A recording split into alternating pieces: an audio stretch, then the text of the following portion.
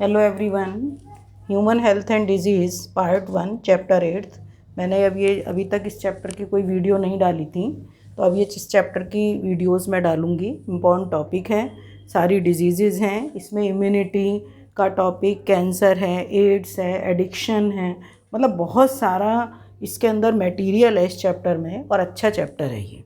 NEET के लिए भी, 12th के बोर्ड के लिए भी मतलब जो बहुत लंबा वाला लॉन्ग क्वेश्चन है वो तो 5 मार्क्स का नहीं आता, पर 3 मार्क क्वेश्चन, और उसी तरीके से क्वेश्चन 2 मार्क्स, 3 मार्क्स, 1 मार्क, काफ़ी क्वेश्चन इसमें आते हैं। तो इसमें सारा सबसे पहले स्टार्टिंग है ह्यूमन डिजीजेस। ठीक है, तो what is meaning of health, what is meaning of disease. तो हेल्थ का क्या है कि स्टेट ऑफ कंप्लीट, मतलब हम अपने को वेल बीइंग महसूस, अच्छी तरीके से महसूस कर रहे हैं कि बिल्कुल फिजिकली भी, मेंटली, सोशल वेल बीइंग, तो वो कहलाएगा हेल्थ। और डिजीज़ का मतलब कि कोई भी एनी फिजिकल है, फंक्शनल चेंजेस, जिससे कि हम अपने को डिस्कम्फर्ट, डिसेबल समझ रहे हैं, किसी भी काम करने के लिए वो काम हमसे हो नहीं रहा है, तो उसको बोलेंगे हम डिजीज़, मतलब डिस-ईज़। ठीक है, तो ह्यूमन डिजीज़ जो हैं, ये ह्यूमन डिजीज़ टू टाइप की हैं। एक तो कॉन्जेंशियल डिजीज़ और एक एक्वायर्ड डिजीज़। कॉन्जेंशियल जो कि जेनेटिक डिसऑर्डर है, और वो जेनेटिक डिसऑर्डर तुम्हें मालूम है कि जेनेटिक डिसऑर्डर जब हमने चैप्टर में पढ़ा है, मतलब principles of inheritance and variation वाले टॉपिक में पढ़ा है कि ये एक्स लिंक भी हो सकती हैं, ऑटोसोमल भी हो सकती हैं। अब जैसे मान लिया सपोज़ मैं तुमसे कहूँ ऑटोसोमल रिसेसिव डिजीज़ है, तो ऑटोसोमल रिसेसिव डिजीज़ में सिकल सेल एनीमिया हो गया, थैलेसीमिया हो गया। ठीक है, एक्स लिंक रिसेसिव डिजीज़ है, हीमोफीलिया है, कलर ब्लाइंडनेस है। ऑटोसोमल डोमिनेंट डिजीज़ है, मायोटोनिक डिस्ट्रॉफी हो गया। तो इस तरीके से बहुत सारी जो जेनेटिक डिसऑर्डर हैं, जो मतलब एक जनरेशन से दूसरे जनरेशन में जाती हैं, वो कहलाएंगे कॉन्जेंशियल डिजीज़ या जेनेटिक डिसऑर्डर। एक्वायर्ड डिजीज़ जो बर्थ के बाद होती हैं, तो ये 2 टाइप की हैं। कम्युनिकेबल मतलब इन्फेक्शियस डिजीज़, और दूसरी होती है नॉन कम्युनिकेबल, नॉन इन्फेक्शियस। वो किसी इन्फेक्शन से नहीं लगती हैं, बॉडी में किसी भी अदर प्रॉब्लम की वजह से वो क्रिएट होती हैं। ये इन्फेक्शियस डिजीज़ हैं जिनको कम्युनिकेबल डिजीज़ बोलते हैं। Again they are of 2 type, contagious और नॉन कॉन्टाजियस। ध्यान से सुनेंगे सब बच्चे। कम्युनिकेबल डिजीज़ 2 टाइप की हैं, कॉन्टाजियस थ्रू डायरेक्ट कॉन्टैक्ट और non contagious through causative agent. जो डायरेक्ट कॉन्टैक्ट के थ्रू होती हैं, ये मैंने थोड़ा सा डाल दिया है क्योंकि बच्चों को ये मटेरियल नहीं मिल पाता। तो इसमें कांटेक्ट विद इन्फेक्टेड पर्सन, अगर इन्फेक्टेड पर्सन के कांटेक्ट में आने से जो डिजीज़ होंगी वो कौन सी है, चिकन पॉक्स है, स्मॉल पॉक्स है, सिफिलिस है, वहाँ मैंने थोड़ी थोड़ी लिखी हैं। इसमें निमोनिया भी तुम कह सकते हो, वो भी आ जाएगा। ठीक है, तो क्योंकि अगर मान लिया कोई निमोनिया का पर्सन है और उनको बहुत ज़्यादा स्नीजिंग है, कफिंग है, तो वो उनके हाथ किसी भी तरीके से, मान लिया वो पेन यूज़ कर रहे हो, उनकी कोई भी चीज़ यूज़ कर रहे हो, तो उससे वो डिजीज़ हो सकती है। सेकेंड है droplet infection by sneezing and coughing. तो इसमें diphtheria, common cold, influenza, TB, ठीक है, ये डिजीज़ हैं। कांटेक्ट विद सॉइल के थ्रू ये टिटनस, हम गिर जाते हैं, हमारे चोट लग जाती है, एक्सीडेंट हो गया, ATS का इंजेक्शन लगता है, तो वो टिटनस होने के चांसेस ज़्यादा रहते हैं, क्योंकि इसके जो बैक्टीरिया हैं क्लॉस्ट्रीडियम टिटेनी, वो मोस्टली सॉइल के अंदर हैं। एनिमल बाइट के थ्रू, रेबीज़ है, डॉग बाइट है, मंकी बाइट है, कोई भी बाइट करता है तो एनिमल बाइट्स के थ्रू वो होता है रेबीज़। थ्रू प्लेसेंटा, मदर से बेबी में जाएगा, वो जर्मन मीजल्स। ठीक है, तो ये कॉन्टाजियस थ्रू डायरेक्ट कॉन्टैक्ट। दूसरी होती है non contagious through positive agent. इसमें मैंने एग्जाम्पल नहीं लिखे हैं, सारी डिजीज़ लिखी हैं। अब जैसे मान लिया वायरल डिजीज़ हैं, तो वायरल डिजीज़ में मम्प्स हो गया, चिकन पॉक्स है, मीज़ल्स है, या एड्स है, सार्स है, ये जितने भी अब कोरोना है ये रिसेंटली जो कोरोना है, तो कोविड-19, तो ये वायरल डिजीज़ में आएंगी। बैक्टीरियल डिजीज़ जो बैक्टीरियल के इन्फेक्शन से होती हैं, बैक्टीरियल इन्फेक्शन से कौन कौन सी होंगी, टाइफॉइड है, TB है, कॉलरा है, या इसमें और बैक्टीरियल डिजीज़ में टिटनस है, मेनिंजाइटिस है। तो बहुत सारी बैक्टीरियल डिजीज़ हैं जो बैक्टीरिया के इन्फेक्शन से होती हैं।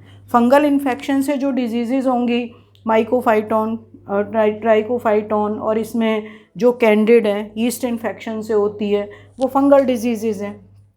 प्रोटोजोअन डिजीज़ तो बहुत सारी हैं। अब जैसे मान लिया मलेरिया, मैं तुमसे कह देती हूँ, अमीबिएसिस हो गया, ट्राइकोमोनिएसिस है, लेशमेनिएसिस है, ट्रिपेनोसोमिएसिस है। तो बहुत सारी ये प्रोटोजोअन डिजीज़ हैं। हेलमंथ डिजीज़, हेलमिंथ, मोस्टली जो हेलमंथ डिजीज़ होती हैं तो वो एस्कैरिस मतलब एस्कैरियासिस जो एस्कैरिस लुम्ब्रिकॉइडस से होती है।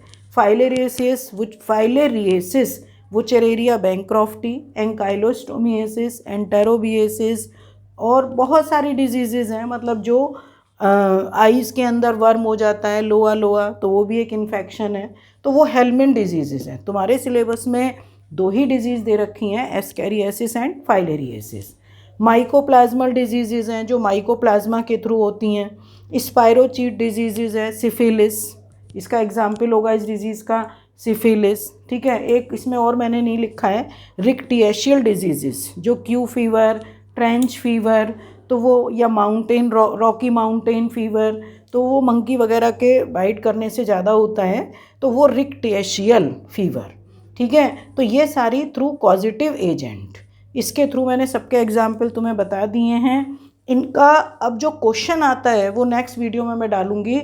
इन पर कुछ नहीं है, मेन क्वेश्चन जो आता है वो इस पर आता है, तो इसके मैं वीडियो डालूँगी किस तरीके से उसमें क्वेश्चंस आते हैं। अब आता है हमारा नॉन कम्युनिकेबल डिजीज़ या नॉन इन्फेक्शियस डिजीज़। अब जैसे फर्स्ट है डेफिशिएंसी डिजीज़, किसी चीज़ की बॉडी में डेफिशिएंसी हो जाती है, चाहे हम कह दें विटामिन डेफिशिएंसी है या किसी भी तरीके की कोई भी माइक्रो एलिमेंट्स हैं, माइक्रो न्यूट्रिएंट्स हैं, मैक्रो न्यूट्रिएंट्स हैं, किसी की भी, जैसे आयोडीन डेफिशिएंसी भी कह सकते हो, फ्लोरीन डेफिशिएंसी भी कह सकते हो, विटामिन डेफिशिएंसी भी कह सकते हो। तो ये डेफिशिएंसी डिजीज़ हैं। और बहुत सारी नॉन कम्युनिकेबल, आर्थराइटिस भी है, शुगर की डिज़ीज़ भी है, स्ट्रोक भी हो गया, हार्ट की डिज़ीज़ भी है। ठीक है, कैट डिजीज़ जिसे बोलते हैं। तो बहुत सारी डिजीज़ हैं जो नॉन कम्युनिकेबल में आती हैं। अब डिजनरेटिव डिजीज़, मस्कुलर डिजनरेशन, ठीक है, मस्कुलर डिस्ट्रॉफी जो मस्कुलर डिजनरेशन है, तो और बहुत सारी की डिजनरेटिव डिजीज़ हैं। किसी भी तरीके से बॉडी में डिजनरेशन स्टार्ट हो गया, मेगालोब्लास्टिक एनीमिया भी इसके अंदर आ जाएगा।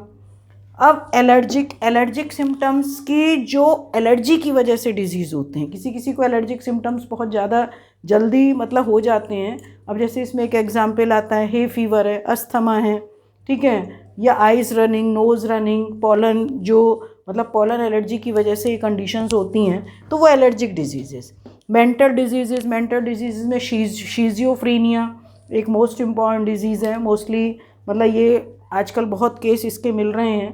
पार्किंसंस डिजीज़ हो गया, तो ये मेंटल डिसऑर्डर में आएंगे, जो कि न्यूरॉन का जो सिक्रीशन होता है एंड पर एसिटाइल कोलिन की जगह डोपामीन का सिक्रीशन होने लगता है, नर्व्स की डिजनरेशन शुरू हो जाता है, तो वो सारी मेंटल डिसऑर्डर में आएंगे। कैंसर के केसेस भी आजकल बहुत ज़्यादा आते हैं। तो कैंसर किस टाइप का कैंसर है, तो वो ये कैंसर भी किस में आएगा, नॉन कम्युनिकेबल। एडिक्शन, किसी भी तरीके का एडिक्शन है, टोबैको का एडिक्शन है, या किसी भी कोई भी एडिक्टेबल सब्सटेंसेस हैं, अब जैसे पेपावर सोमिनिफेरम, ओपियम पॉपी, जिससे कि हमें अफीम मिलता है, तो वो बहुत सारे, मतलब कोई भी कैनाबिस सटाइवस है, कैनाबिनॉइड्स हैं, या हम ये कह सकते हैं कि इसमें जिसको हेलुसिनेशन इफ़ेक्ट होता है, तो वो सारा एडिक्शन किसी भी चीज़ का हो तो मतलब ये हम ये नहीं कह सकते कि कोई ये चीज़ एडिक्शन है।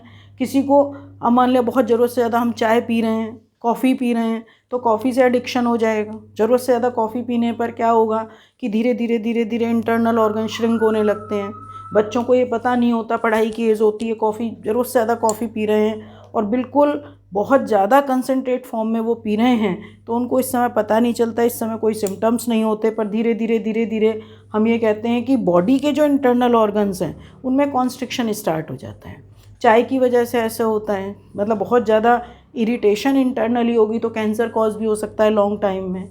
तो इस तरीके से ये सारी डिजीज़ हैं। 1 मार्क क्वेश्चन किसी में से भी आ सकता है, पर मोस्ट जो क्वेश्चन इस अब जो आते हैं रिसेंटली, वो non contagious disease through positive agent, इनके किस तरीके से आएंगे। और इसमें भी मोस्ट कॉमन जो तुम्हारे सिलेबस में है, viral disease, bacterial disease, fungal disease, protozoan disease and helminth disease. Starting की जो 5 हैं ये तुम्हारे सिलेबस की हैं। ठीक है बेटा, सबको ये अच्छा लगेगा जब वीडियो देखोगे। तो ये सबको अच्छा लगेगा, सबको लाइक मतलब इसको लाइक करना, शेयर करना, और जहाँ जितना भी अपने फ्रेंड सर्किल में तुम लोग शेयर कर सको वो ज़रूरत मतलब ज़्यादा से ज़्यादा करो, जिससे कि सब बच्चों को इसका बेनिफिट मिले। ठीक है बेटा, ओके, थैंक यू।